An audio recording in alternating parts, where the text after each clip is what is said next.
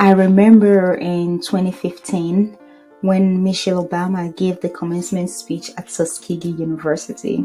She addressed the common sentiments that resonate very deeply with many minorities, that women, people of color, LGBTQ. She talked about the idea that they must work twice as hard to achieve the same success as others. When she said it, the statement sparked a lot of criticism, yet it reflects the reality many individuals have long experienced. The question remains, does it really have to be this way? And more importantly, how can we change the narrative to create a more level playing field?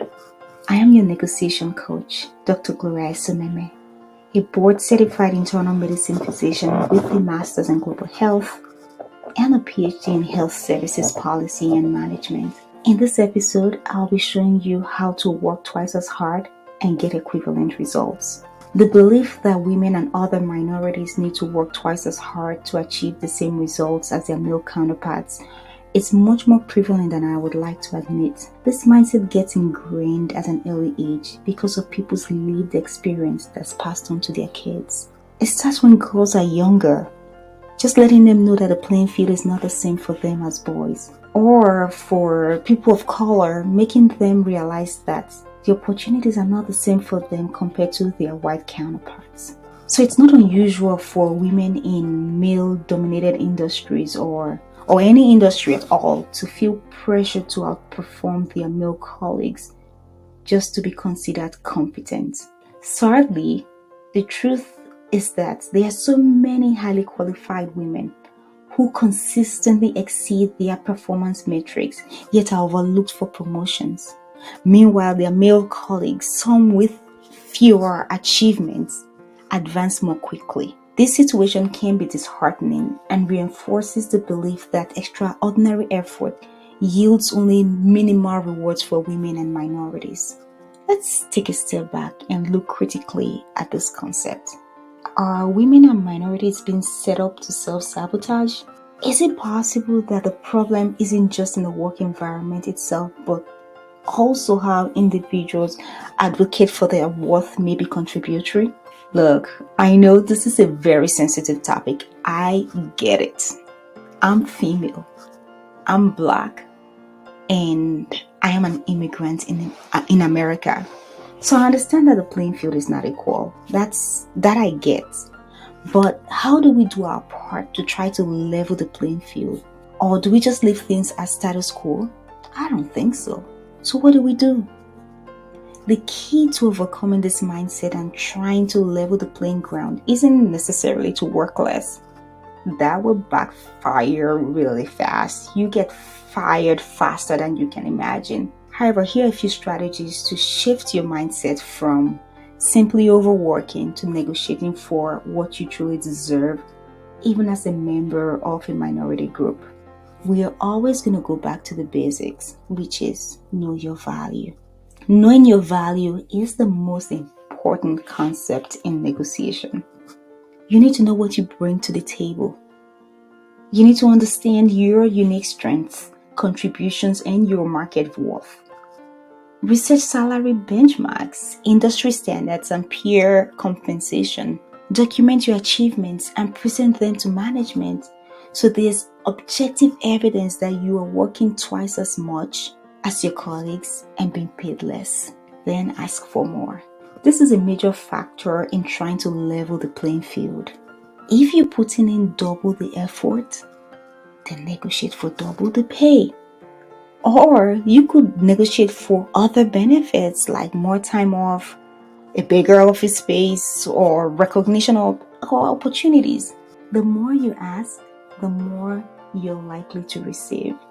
If you don't ask, I can guarantee you 100% you get nothing more.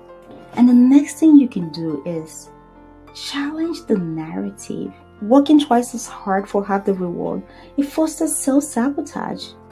Instead, enter negotiations with the mindset that your contributions are invaluable. And then leverage your uniqueness. Sometimes being female or a part of a minority group brings perspectives and skills that add significant value. Highlight these strengths rather than diminish them. And do not ever apologize for who you are. Something else that can help level this playing field is to build strategic alliances. Seek out mentors, sponsors, and allies who can advocate for you and amplify your voice in key decision-making spaces. Seek out mentors. They don't have to be female or look like you. You just need to find allies who will support and advocate for you. Personally, I've had situations where white men spoke in support of me while black women sat sadly and just watched me suffer. I've also been supported by many women. My point is, do not restrict yourself when choosing allies. Don't choose based on gender, choose based on who is honest and supportive. While the work twice as hard mantra is deeply ingrained in many professional circles, it should not be a lifelong sentence. The true goal should be working smart, you leveraging skills, advocating for yourself, and ensuring that hard work is rewarded fairly. If you find yourself working harder than others, use that as leverage in negotiations rather than accepting a lesser return. So here are the key points I want you to remember. One is know your value and use it as a bargaining tool in professional settings. The number two, ask for what you deserve. More work should equate to more rewards. The work twice as hard mentality can lead to self-sabotage if not paired with self-advocacy. Number four, your uniqueness is an asset. Leverage it alongside your skills. Number five, strategic networking and mentorship can help level the playing field. Here's my call to action. We need to shift the narrative instead of merely accepting the status quo. Challenge it. If you put in an extra effort, make sure you're getting the compensation, recognition, and opportunities you deserve. Start today. You start by assessing your value, set clear career goals, and prepare to ask for what you're truly worth. The change begins with you. I want you to always remember that you were born with the potential to be great. Imagine a life where you work twice as hard and get commensurate results. That's my hope for all women. Let's continue to engage through my podcast. If you want to fast track your growth, come work with me. Reach out to me on LinkedIn. Let's schedule a strategy call to know if we are a good fit.